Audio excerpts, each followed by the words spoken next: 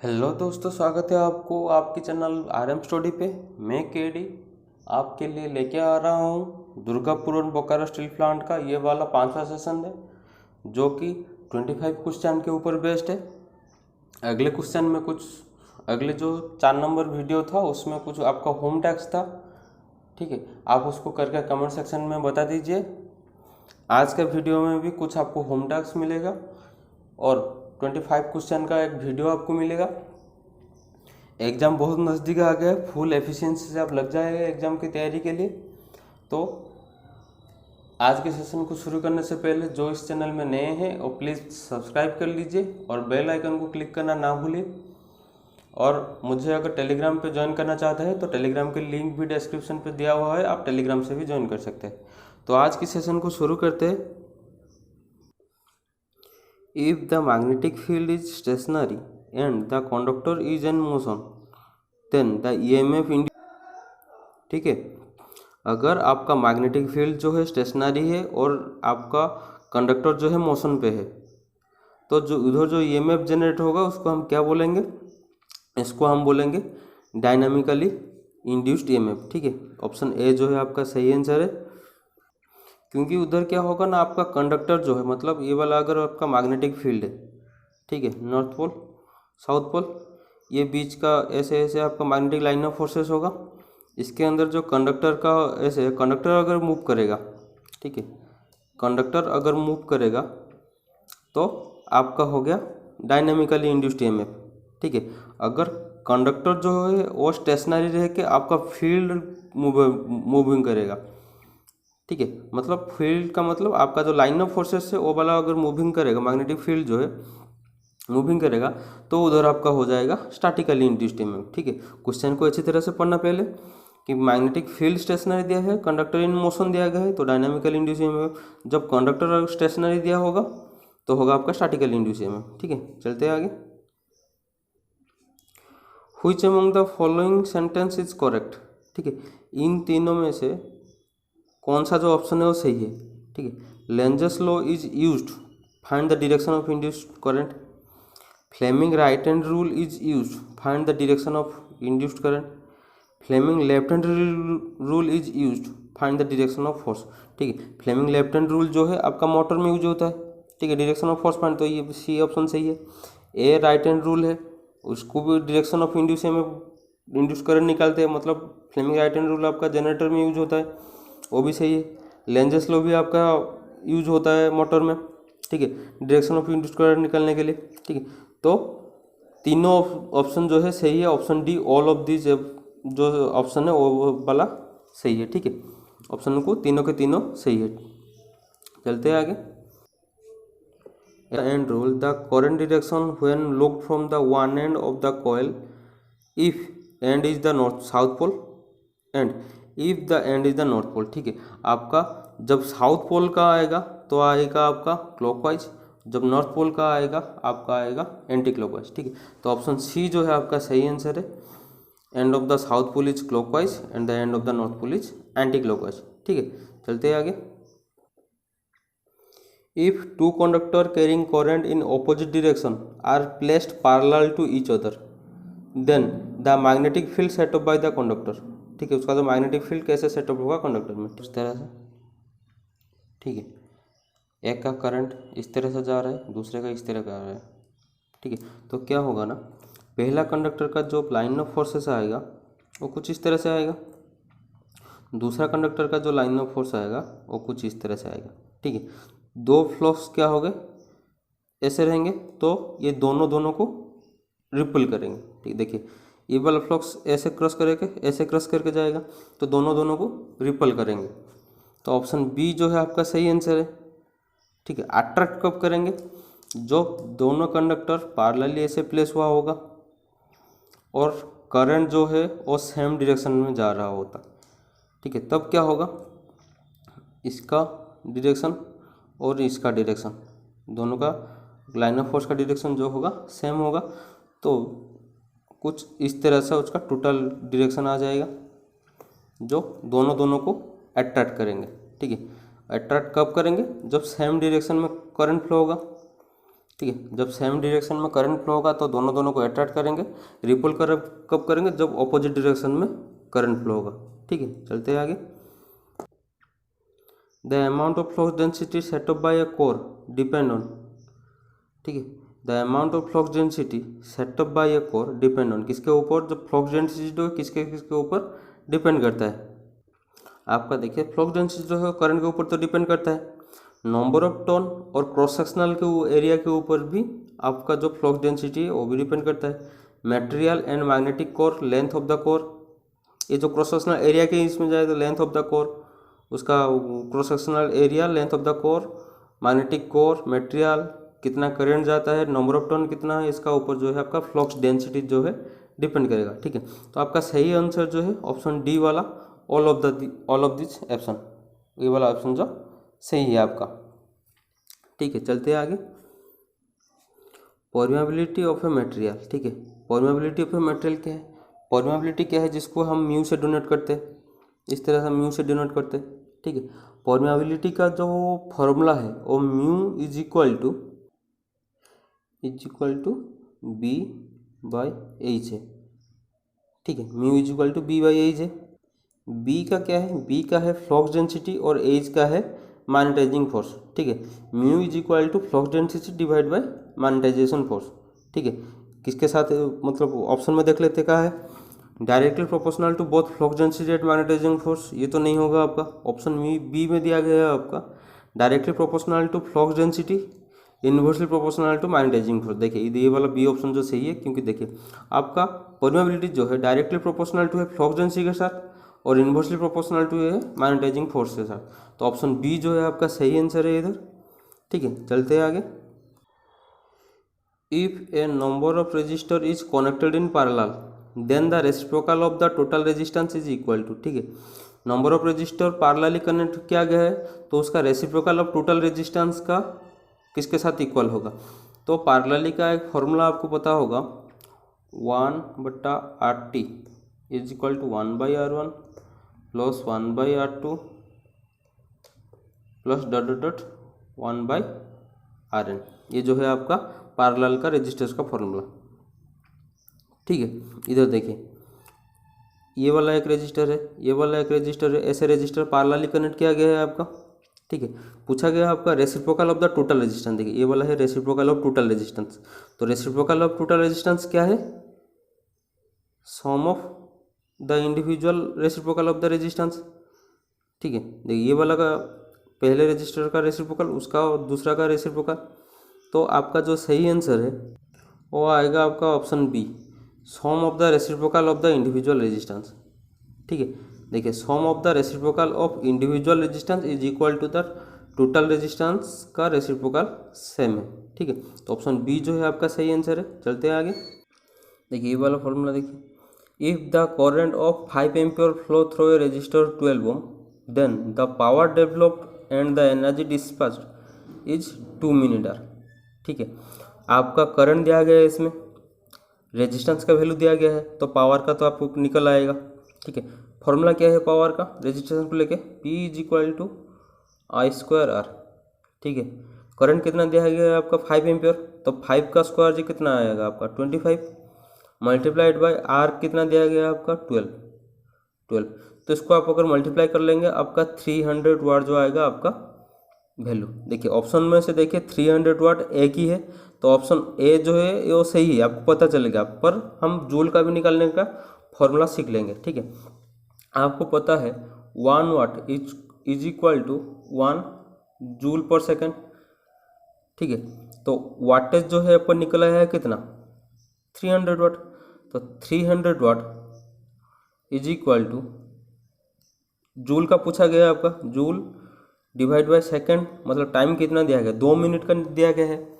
2 minute का अगर हम सेकंड को कन्वर्सन करेंगे तो आपका आएगा 120 सेकंड। ठीक है, तो जूल का निकलने के लिए क्या हो जाएगा 300 मल्टीप्लाइड बाय 120, आपका कितना आ जाएगा 36,000 जूल, जो आपका है सही आंसर।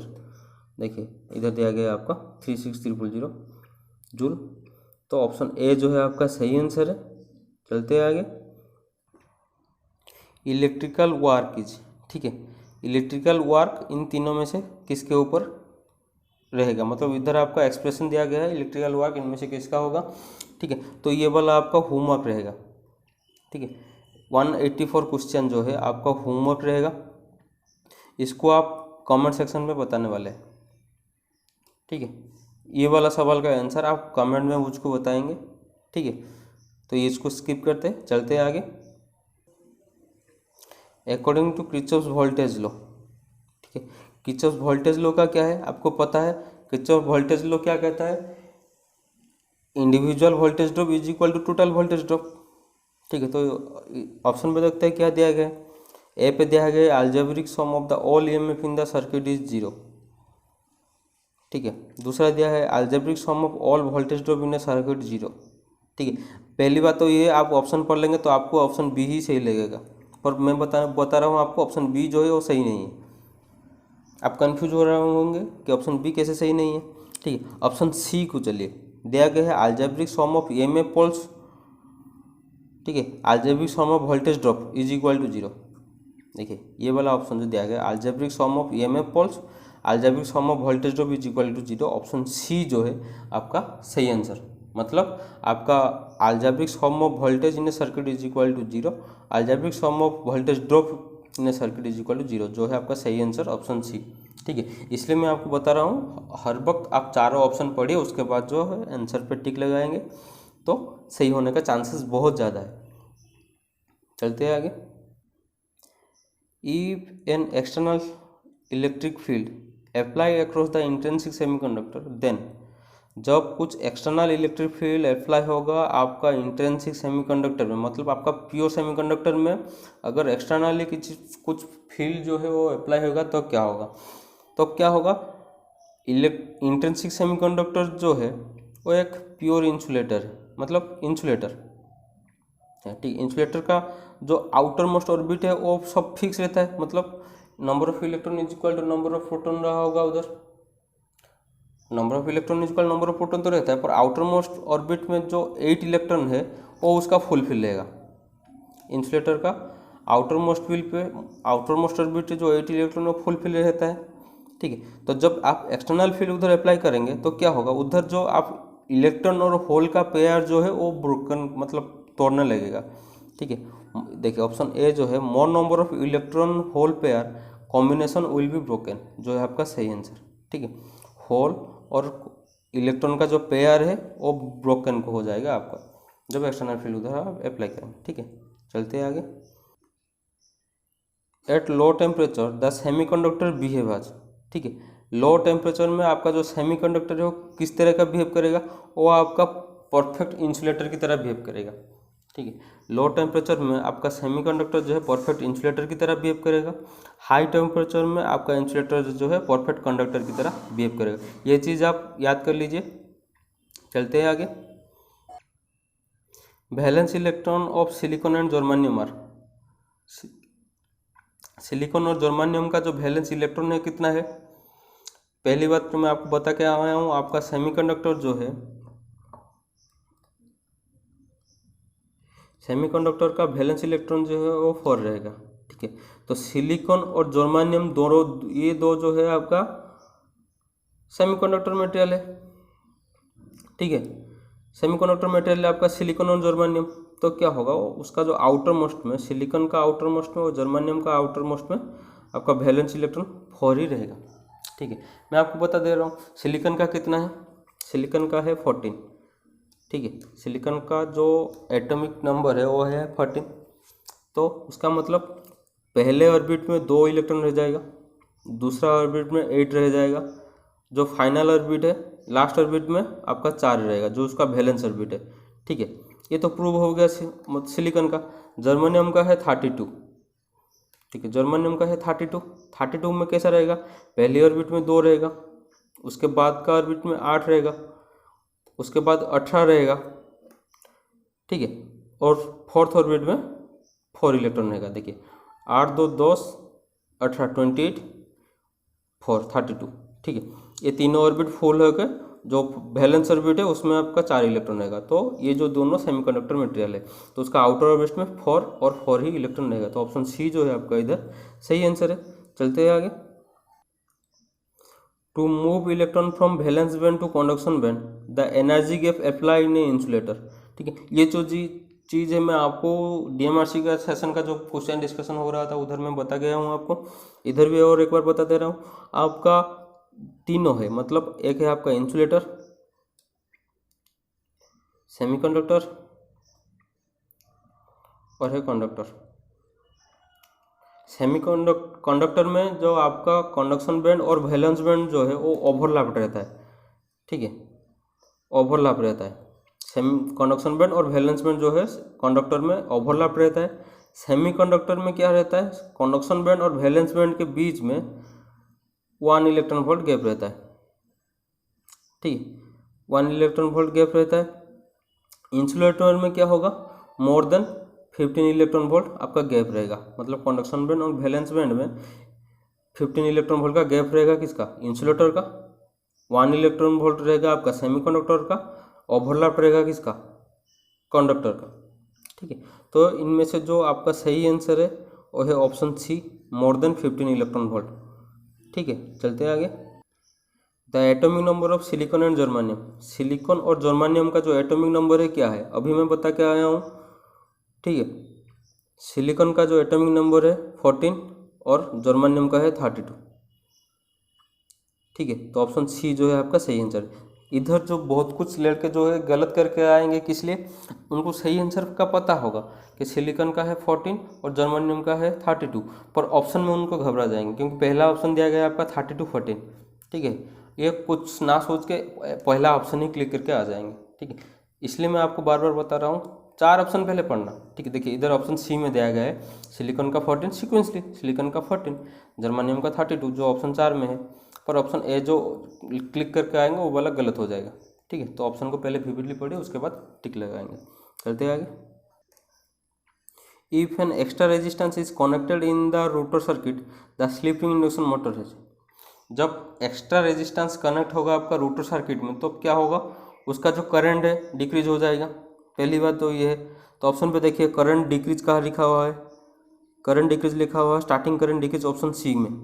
ठीक है, स्टार्टिंग करंट डिक्रीज हो जाएगा। और स्लिप रिंग इंडक्शन मोटर में रेजिस्टेंस क्यों यूज करते हैं, उसको टॉर्क जो है इंक्रीज हो जाता है।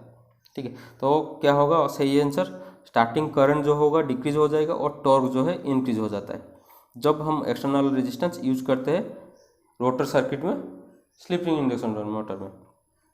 ठीक है, तो ऑप्शन सी जो इधर है आपका सही आंसर। चलते हैं आगे। If an induction motor is initially connected in delta and then reconnected in star the current drawn will become. ठीक है, आपका इंडक्शन मोटर जो पहले डेल्टा में कनेक्ट हो रहा था उसके बाद उसको रिकनेक्ट करेंगे स्टार पे, तब क्या होगा, उसका जो करंट ड्रॉन हो वो कैसा डिक्रीज करेगा। तो आपका पहला ऑप्शन दिया गया है इधर 3i is the current drawn when connected in delta, ये तो नहीं होगा। 2i is the current drawn when connected in delta, ये भी नहीं होगा। 1/3 तो है आपका सही आंसर है क्योंकि कनेक्टेड इन डेल्टा, जब डेल्टा में कनेक्शन होगा तो 1/3 कनेक्शन आपका इधर हो जाएगा। तो आपका सही आंसर है ऑप्शन सी। चलते हैं आगे। Reduced voltage can be applied across the starter circuit by. Reduced voltage can be applied across the starter circuit by, 4 option पे देखिए।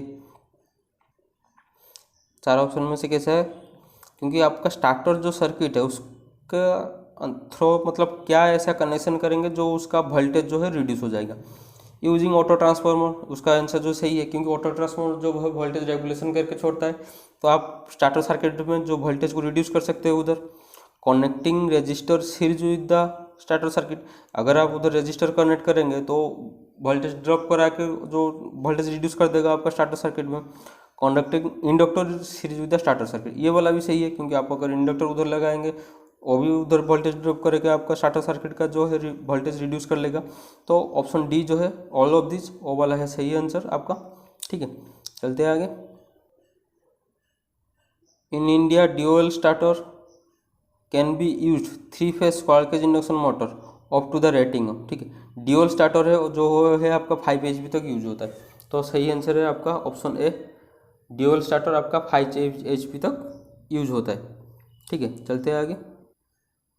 इन voltaic cell, in voltaic cell anode and cathode of the cell is, ठीक है, voltaic cell में anode और cathode कैसा है, copper electrode, zinc, zinc और copper, aluminium और जिंक, निकेल और कोबाल्ट। ठीक है, एनोड जो है आपका कॉपर इलेक्ट्रोड होगा और कैथोड जो है आपका जिंक रोड होगा। मतलब ऑप्शन ए जो है इधर आपका सही आंसर है। आपका एनोड कौन सा होगा, कॉपर इलेक्ट्रोड, और कैथोड कौन सा होगा, जिंक इलेक्ट्रोड। ठीक है, तो ऑप्शन ए जो है इधर आपका सही आंसर है। चलते आगे। सेकेंडरी सेल इनमें से क्या है, lead acid cell, alkaline cell, ये दो ही तो सेकेंडरी सेल है आपका। लीड एसिड सेल और अल्कालिन सेल ये दो ही तो आपका सेकेंडरी सेल है जो जिसको बार बार हम रिचार्ज कर सके। ठीक है, ये रिचार्जेबल सेल है। ये जो सेकेंडरी सेल जो लीड एसिड और अल्कालिन जो सेल है वो रिचार्जेबल सेल है। मतलब ऑप्शन सी जो है आपका सही आंसर है, बोथ ए एंड बी। ठीक है, चलते हैं आगे। In cell the current flow the outer circuit from, ठीक है, करंट जो आउटर सर्किट फ्लो करता है कैसे फ्लो करता है। ठीक है, ये जो चीज़ है एकदम से कॉन्सेप्ट के ऊपर बेस्ड है। ठीक है, तो ऑप्शन को आते हैं। पहला ऑप्शन दिया गया आपका positive terminal to negative terminal, सही दिया गया है। आपका जो करंट है वो फ्लो होता है पॉजिटिव से नेगेटिव।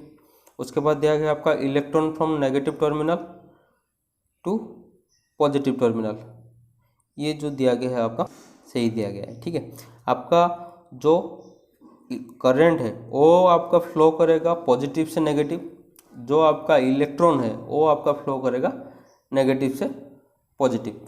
ऑप्शन ए ही है आपका सही आंसर। ठीक है, देखिए इधर ऑप्शन ए दिया गया है, बड़ा क्वेश्चन है, ऑप्शन ए दिया गया है आपका।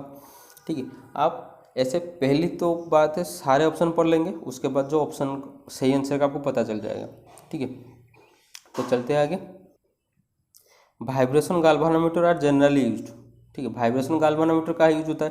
पहली बात जो है गाल्वानोमीटर का यूज होता है, वो स्मॉल अमाउंट ऑफ करंट को डिटेक्शन करने के लिए यूज होता है। मतलब वो 10⁻⁻5 एम्पियर तक करंट वो डिटेक्ट कर सकता है। ठीक है, तो ऑप्शन को चलते हैं, क्या दिया गया है आपका ऑप्शन में। आपका पहला ऑप्शन दिया गया for measuring electric charge as a null point detector in AC bridge. ठीक है, ऑप्शन बी जो है आपका सही आंसर है। मतलब बहुत कम अमाउंट का, मतलब 10⁻⁻5 तक करंट मेजर करता है, इसलिए null point detector in AC bridge. ठीक है, तो ऑप्शन बी जो है आपका सही आंसर है। चलते हैं आगे। For measurement of unknown inductance in the term of unknown capacitance the suitable bridge are, ठीक है, आपको मेजरमेंट करना है अननोन इंडक्टेंस किसके थ्रू से, नॉन कैपेसिटेंस के थ्रू से। ठीक है, तो दो ही आपका ब्रिज इधर यूज होता है, वो है मैक्सवेल ब्रिज और हेवी ब्रिज। ठीक है, मैक्सवेल ब्रिज और हेवी ब्रिज आपका यूज होता है अननोन इंडक्टेंस मेजरमेंट के लिए by the through of known capacitance. ठीक है, तो ऑप्शन सी जो है आपका सही आंसर है। विन ब्रिज आपका कैपेसिटेंस और नॉन कैपेसिटेंस फाउंड के लिए आपका विन ब्रिज यूज होता है। ह्यूस्टन ब्रिज आपका नॉन रेजिस्टेंस फाउंड आउट करने के लिए यूज होता है। ठीक, ये जो चीज़ है सारे आप याद कर लीजिए, एग्जाम पे आ सकता है, आता है भी, बार बार आता है ये वाला। चलते हैं आगे। ये वाला जो 200 नंबर का क्वेश्चन है आपका होमवर्क है। ठीक है, इसको पढ़ लीजिए। Which among the following is not true about the induction instrument. Induction instrument में ये चार ऑप्शन में कौन जो है ट्रू, मतलब सच नहीं है। ठीक है, और एक आपका होमवर्क है जो उधर का दिया गया था, ड्यूअल स्टार्टर जो कि 5 HP तक यूज हो रहा था। ऐसे आप हमको बताएंगे कि स्टार डेल्टा स्टार्टर उसका रेंज कितना है। ठीक है, और ऑटो ट्रांसफॉर्मर स्टार्टर उसका रेंज कितना है। ठीक है, ये आपका होम टास्क से आप मेरे को कमेंट सेक्शन में वो बताएंगे आप मेरे को। ठीक है, तो आज के सेशन को एंड करते। अगला जो सेशन आएगा और एक 50 क्वेश्चन के ऊपर बेस्ड होगा आपका। एग्ज़ाम जो है नज़दीक आ गया है, मेरे को और ज़्यादा बताने की ज़रूरत नहीं है, आप सब समझदार आदमी है। तो अच्छे से पढ़ाई कीजिए, अच्छे से एग्ज़ाम को क्रैक कीजिए। जितना अच्छा आप पढ़ेंगे उतना अच्छा उधर आंसर क्लिक करके आएंगे। ठीक है, और ज़्यादा से ज़्यादा आप कॉन्फिडेंस रखिए कि सही आंसर ज़्यादा क्लिक करके आए। ठीक है, और एक चीज़ उसमें 25 का नॉन टेक आता है, इसको छोड़ना नहीं है आपको। ठीक है, मैथ रीजनिंग जीके आएगा, उसमें करंट अफेयर जीके में करंट अफेयर भी थोड़ा रहेगा, जो स्टेट गवर्नर या स्टेट मिनिस्टर ऐसे बेस्ट कुछ पूछा होगा उधर, ठीक है। तो नॉन टेट को भी थोड़ा प्रेफरेंस दीजिए, क्योंकि 25 मार्क का आता है, लगभग 25% तक है, ठीक है। तो आज की सेशन को यही रखते हैं। उसके पहले आज का वीडियो कैसा लगा आप मेरे को कमेंट सेक्शन में बता सकते हैं। कोई भी डाउट रह गया आप मेरे को कमेंट सेक्शन पर बता सकते हैं। जो इस चैनल में नए हैं वो प्लीज़ सब्सक्राइब कर लीजिए और बेल आइकन को क्लिक करना ना भूलें, क्योंकि वीडियो का लेके जितना भी अपडेट आपको चैनल से नोटिफिकेशन आता रहेगा। तो आज की सेशन को